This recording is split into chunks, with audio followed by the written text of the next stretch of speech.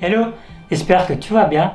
Aujourd'hui, je te propose de découvrir ensemble Movie Maker. C'est un logiciel de montage gratuit et libre de droit. Avant de faire le montage, je vais te montrer une vidéo que j'ai réalisée avec Movie Maker. Allez, c'est parti.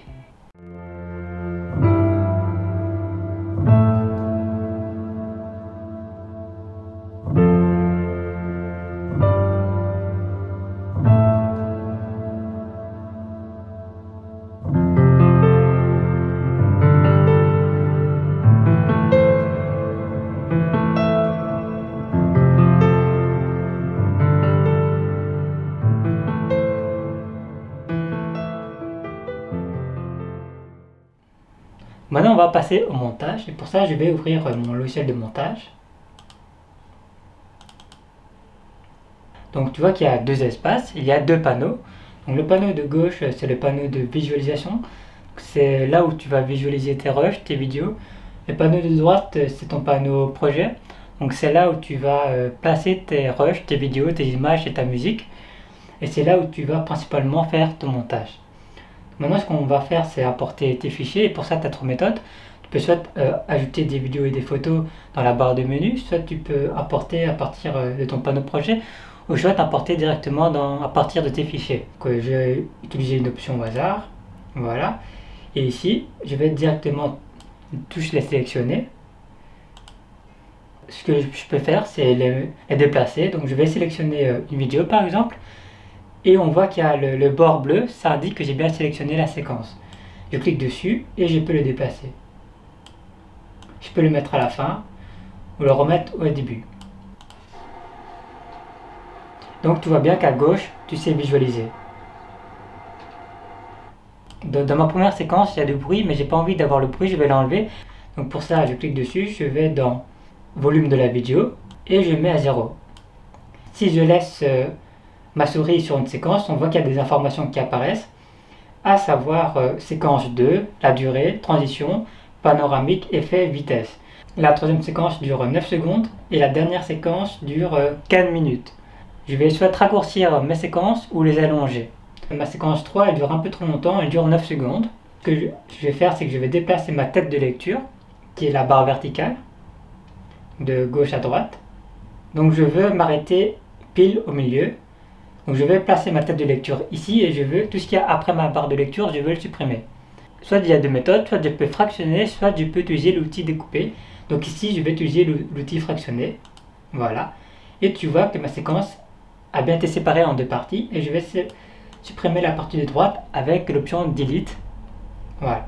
Ma séquence numéro 6, elle dure 2 secondes, mais je trouve que c'est trop court, du coup je vais la rallonger et pour ça je vais aller dans vitesse et je vais diminuer sa vitesse. Donc 0,5 fois. Et maintenant elle dure 4 secondes.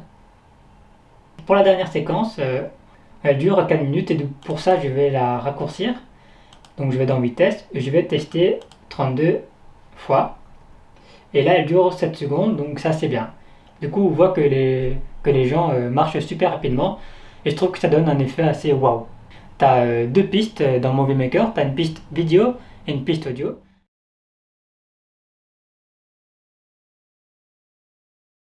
Et donc voilà, tu vois bien que tu as ta partie vidéo et tu as ta partie audio qui est à la couleur verte. Tin, tin, tin. Tu peux caler tes images par rapport à ce rythme. Donc moi je veux qu'il y ait une image après ce tin. Voilà.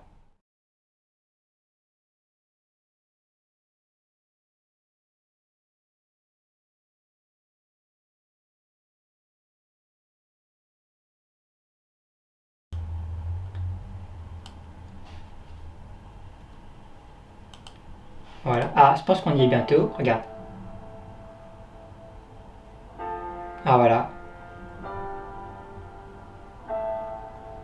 Qu'on va mettre aussi, maintenant c'est des titres. Tu vas dans accueil et tu as titre, légende et générique. Donc moi je vais utiliser légende. Voilà. Et je vais renommer ça Balade à Bruxelles. Et je vais le mettre au milieu. Et on va voir ce que ça donne. Play.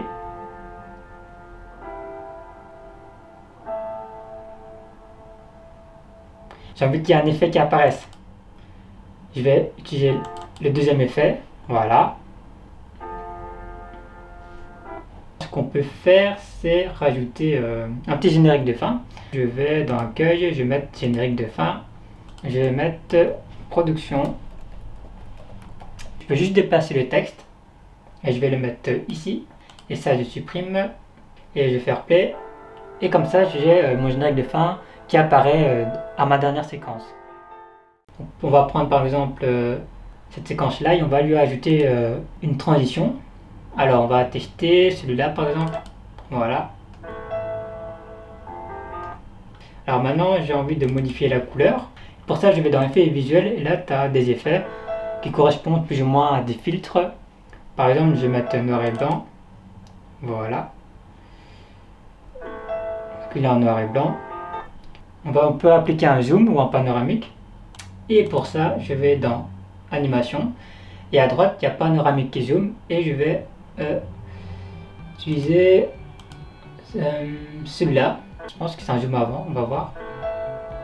Voilà, c'est un zoom avant.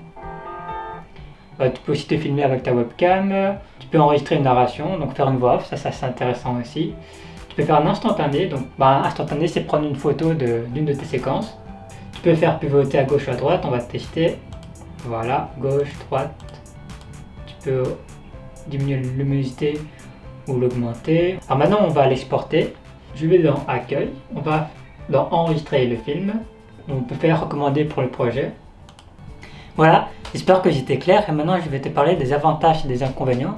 Donc dans les avantages, c'est gratuit, c'est libre de droit, ça demande peu de ressources, c'est facile à utiliser et tu as les options de base pour faire le montage. Dans les inconvénients, c'est un peu lent, donc quand tu importes tes fichiers, quand tu exportes ta vidéo finale, c'est un peu lent. Il y a des options de base, mais voilà, un peu plus d'options ça aurait été bien.